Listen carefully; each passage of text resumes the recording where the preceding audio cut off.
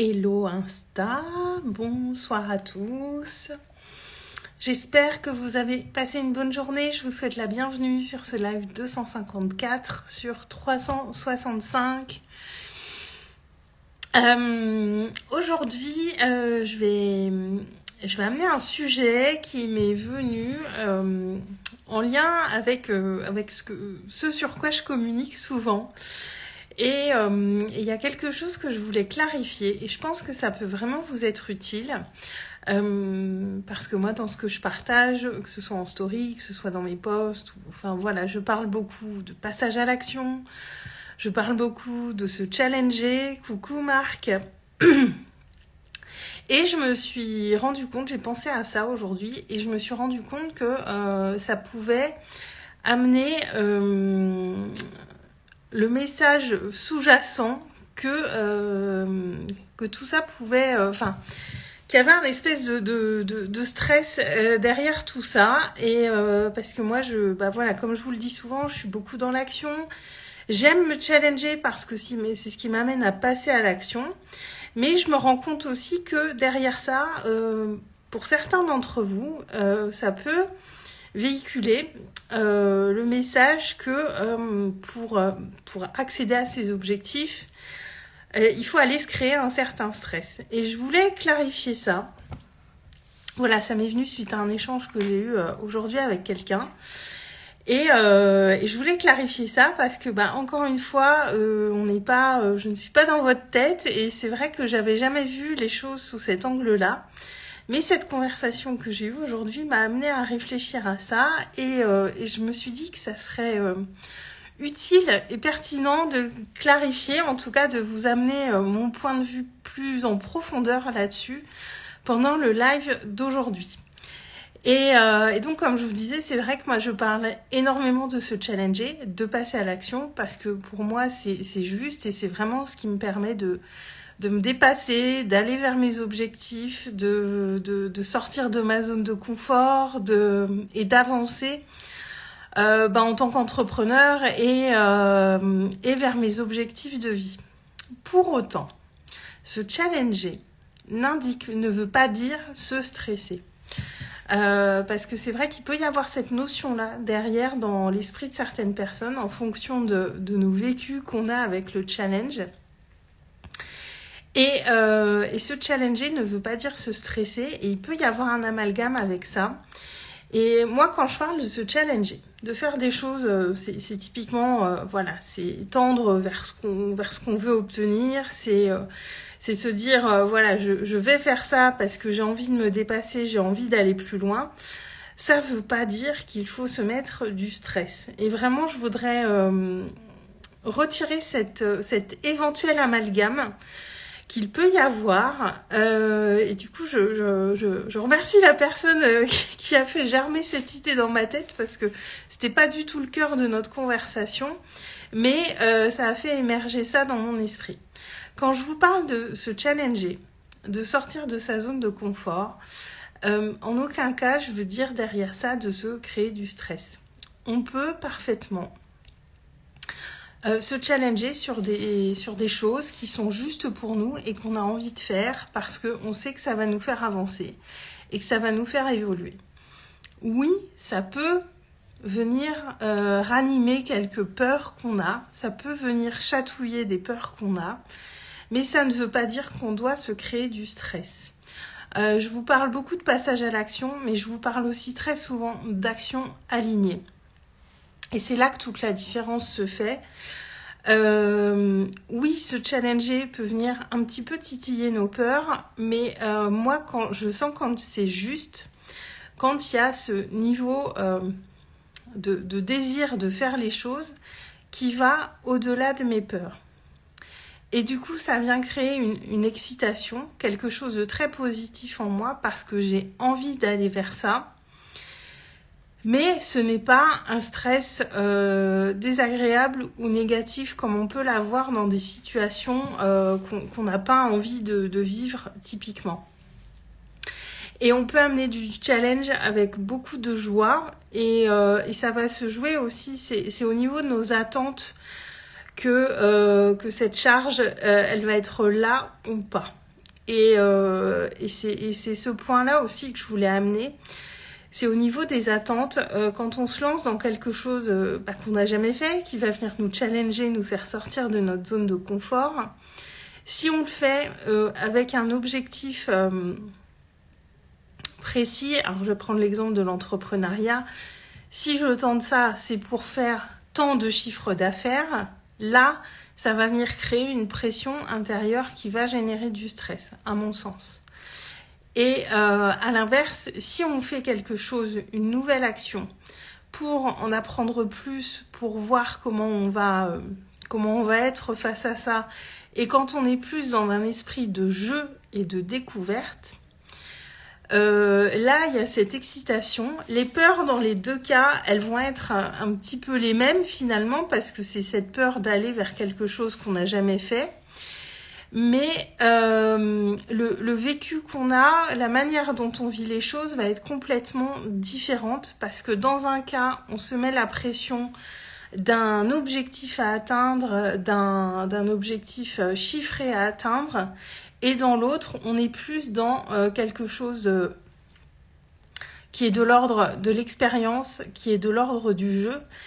Et pourtant, dans les deux cas, on se challenge, dans les deux cas, on sort de sa zone de confort, et dans les deux cas, voilà, on va expérimenter quelque chose qu'on n'a jamais fait.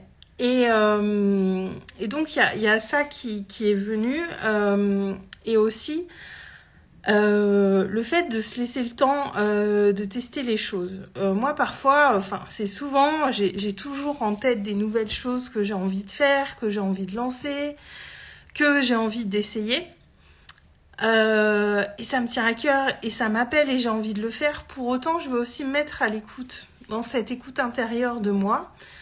Est-ce que c'est le bon moment là pour faire ça? Prendre en compte où j'en suis actuellement, qu'est-ce que j'ai sur le feu qu'il faut que je fasse, quels sont les engagements que j'ai pris, et de me poser la question, est-ce que c'est le bon moment pour moi de faire ça? Et parce que si on se lance un petit peu tête baissée dans quelque chose qu'on a envie de faire sans se poser ces questions-là, c'est là aussi que ça peut générer du stress, parce qu'on va venir se remettre une charge supplémentaire à un moment où c'était pas forcément nécessaire. Et j'essaye au mieux d'être dans cette écoute de moi, dans cette écoute du timing pour faire les choses, parce que oui, j'adore me challenger. Oui, j'adore faire des choses qui vont me sortir de ma zone de confort. Pour autant, je ne veux pas me créer du stress inutile.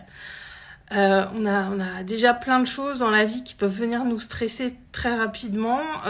Donc, je ne veux pas me créer de stress et c'est pas du tout le but de ces actions-là. Je les fais quand c'est le moment juste et bon et aligné pour moi.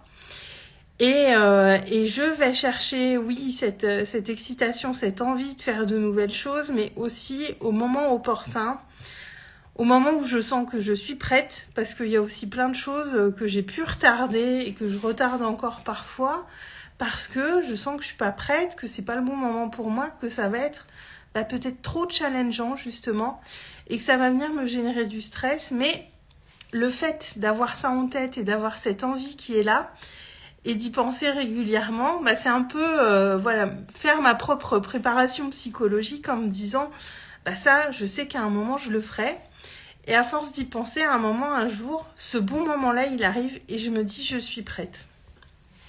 Et j'espère que ça vous parle ce que je vous dis, parce que encore une fois, voilà, c'est mes mots, c'est mon discours, c'est les termes que j'aime utiliser. Mais pour autant, je voulais clarifier ça parce que ça me semble important.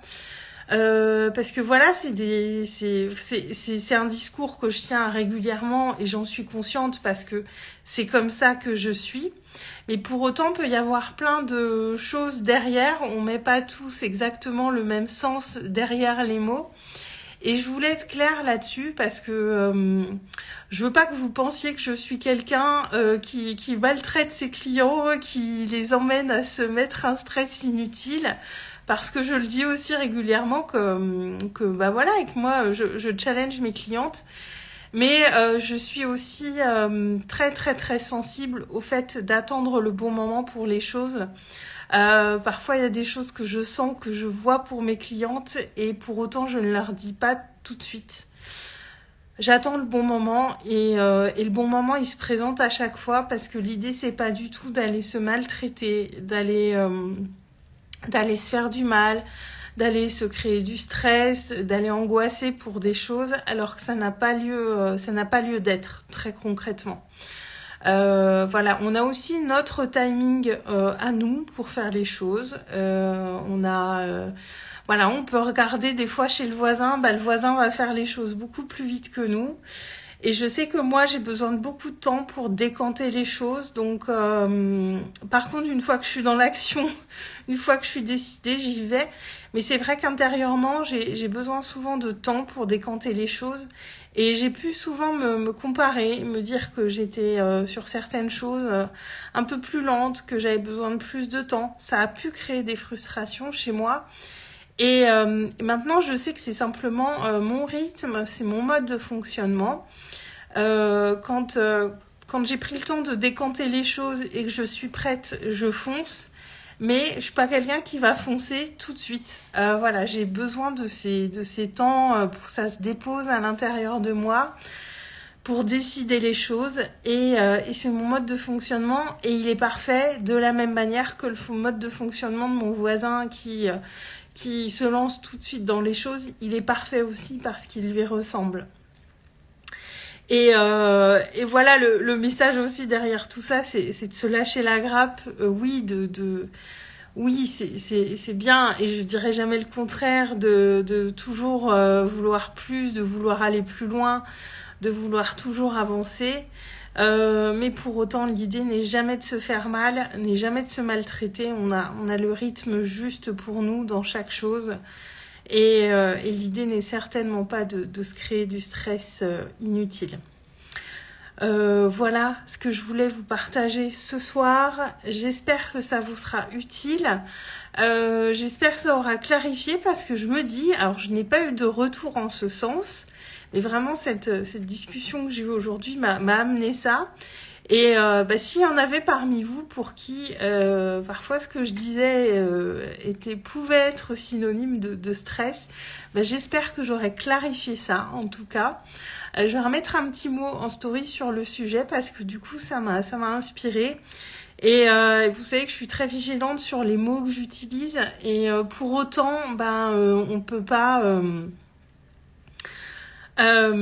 voilà, moi ça fait partie de mon langage, et c'est des mots que j'utilise très régulièrement. Mais c'est vrai que voilà, c'est bien aussi de penser à se remettre dans les chaussures de quelqu'un d'autre qui ne perçoit pas peut-être les choses de la même manière que nous. Et donc c'est important pour moi de clarifier ces choses régulièrement, ces choses simples qui peuvent sembler...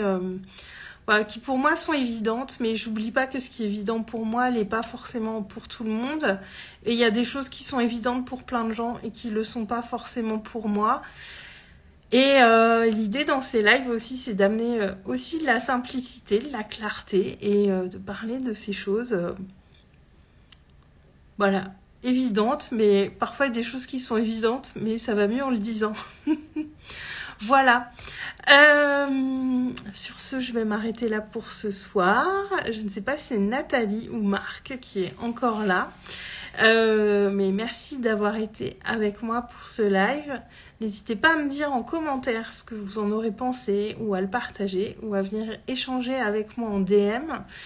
Moi, je reviens demain ici en live sur Instagram. Je vous souhaite une très très belle soirée et je vous embrasse. Ciao!